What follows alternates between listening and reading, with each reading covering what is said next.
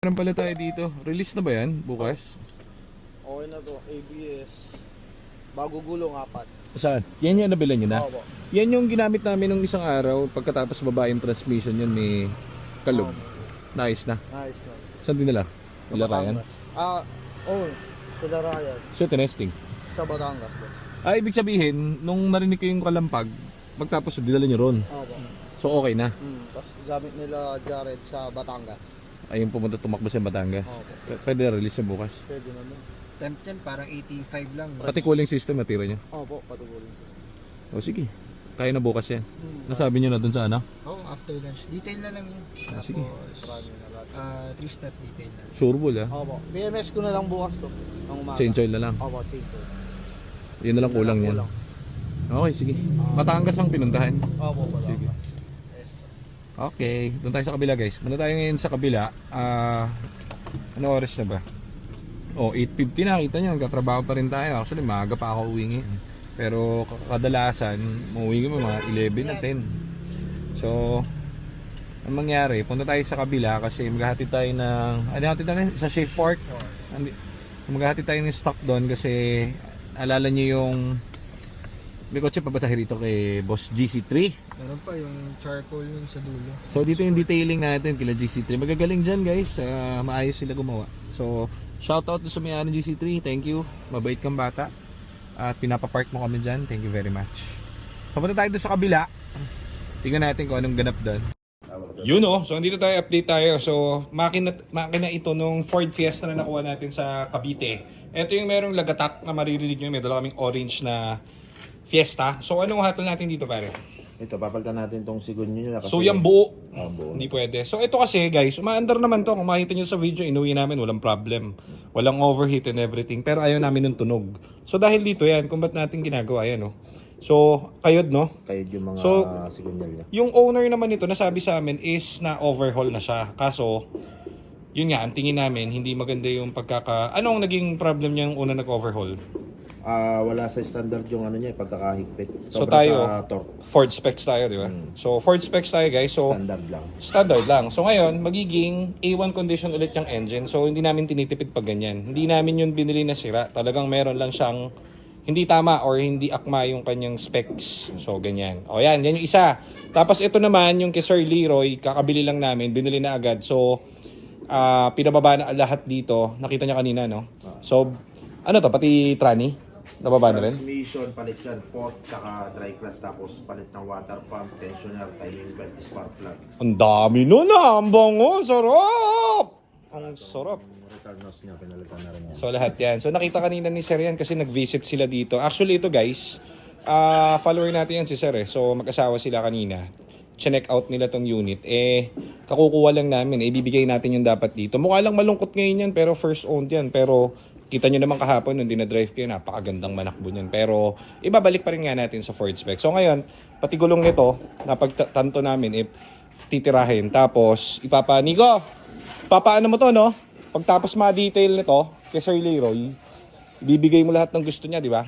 So ngayon, Ano pa yan? Yan, oh, kahit yun, tint, sama natin yan. tint, tapos gulong, ano pa? Yung graphene, no?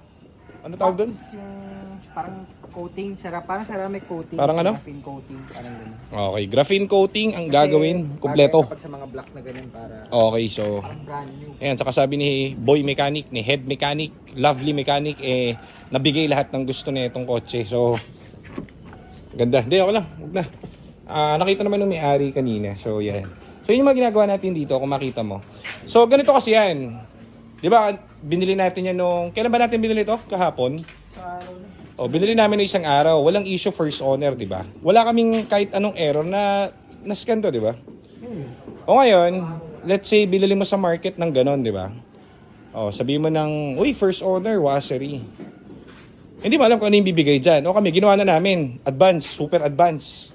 Binalik pa rin namin yung Ford specs niya. Kumbaga, na-refresh yung engine, parang ganon, chinek lahat. Then, pinalitan ng bagong shift fork at clutch. Di brand new ulit siya, di ba? So, ganun lang siya. So, ito, we don't take chances sa ganyan. Kumbaga, yung sistema kasi namin, it works. When I say it works, wala sa amin bumabalik at may problem ulit sa transit, may problema ulit sa engine. Di ba? So, ibig sabihin, Ayan, yung mga shift port niya. Ayan, mga bago. Dito na yung pinagpalitan. Ayan yung pinagpalitan. So ito gawa naman. Kaso tignan mo guys, oh. Ang ganda naman akbo niya na. Kaso syempre, dry clutch yan. So, nagkakataon na sa tagal, ilang year ba to?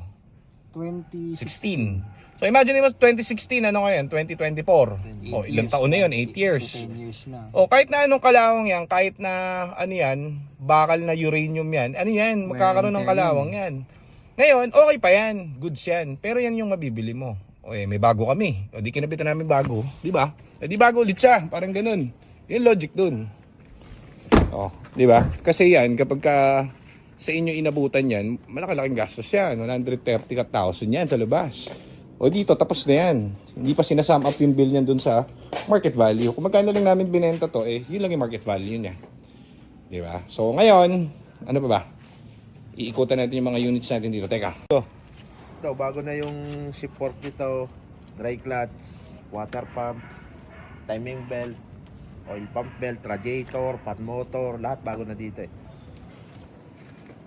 Ito yung 1.0 na yan yung nahagok, di ba? Ito yung nahagok, yung binili, yung nagdala sa shop guys na ano, na babae. Tapos merong tama yung Timing cover. Timing cover. So lahat 'yon pinalitan natin, ginawa nating Ford spec standard ulit. So ngayon, na test drive na to kaso upon checking, upon testing, hindi kami kumbisito dun sa kanyang cooling system medyo mataas, hindi akma. So palit kami ng bagong radiator, binuksan ulit tapos babalik na ulit yung siguro bukas tapos di-detail na lang ulit at papa-cleaning din. Ready na to for very good. So itong mga units natin guys, wala to makabangga Maisipin may bangga. Kapag may bangga kami dito, pinapadyang ko Ito, solid. Tinatanggal siya para mas mabilis madukot yung mga radiator and everything. So ganun siya. Okay? Hindi kami kasi nakakuha ng bangga tapos baha. Yung baha dito, pinapadyang namin. So yan yung mga units natin. Yan, very goods ka dyan Eto Nico, kanino to? Solder rin to eh. Kay Ma'am Mimi yan. Actually, ginamit natin isang araw, yung Toyota Explorer. Maganda naman, okay. Smooth shifting, brand new na yung shift fork and clutch. Video na. Ayun yung dala natin nung isang araw. Di ba parang may konting... Yung parang may alog. may konting... Kumbaga hindi siya 100% smooth. Pero maayos. Maayos. Kaso... Yan yung dinala natin. Saan natin dala yan? Layo yun dun sa... Yan yung pinambili natin ng isang kotse. Ilang oras natin gamit. Wala namang overheat. So, yun. Binalik ko lang dito kasi parang may something. So, hindi ka kontentado. Head mechanic bukas sila parang Edward. So ayan, parang hindi daw siya kontentado rito. So ngayon, hindi pa natin pwede release. So hintayin natin. Kailangan kontentado siya. O, di ba? Kontentado ka dapat diyan, pare. Kontentado. So ito, huling gagawin dito is cleaning. So kaya medyo marumi yung mga unit natin kasi hinaharabas namin to Pagkatapos ibaba yung mga dapat dito, tapos palitan yung mga dapat.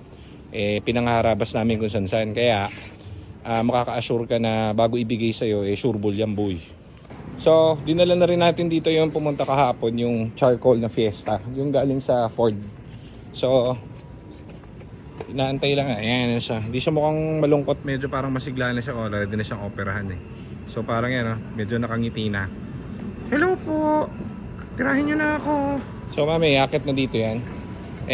Inaantay lang tong ibaba para maganda ang sangkot siya.